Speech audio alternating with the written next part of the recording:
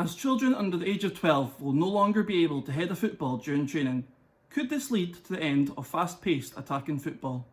After a study from Glasgow University showed that former professionals are 3.5 times more likely to die from brain diseases due to the continued use of the head during their careers, the Scottish, English and Northern Ireland footballing associations have all decided to restrict the use of heading within youth groups. Although a ban on heading had been in place in America previously, Scotland became the first European nation to implement the restraint in February. The Scottish FA released guidelines stating that the move must not be taught in coaching sessions for children aged from 6 to 11, and from then a limited use of heading could be used during training programmes. With the future of the sport learning to avoid the use of the head, it could be argued that the winger position may now be deemed as pointless. From Henrik Larsson smashing a bullet header past Dundee United keeper Paul Gallagher in the 2001 Scottish Cup semi-final, to Robin van Persie's wonder goal against Spain, and Cristiano Ronaldo reaching a 2.56 metre height to nod the ball in the Sampdoria net last year, a cross from the side of the pitch has proved to be a successful weapon in a team's arsenal.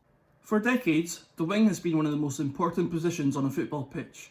To give the centre forwards the best opportunity to score, the wingers will use their speed to drift past the defenders and whip in a cross for the forwards to score with either their head or their feet.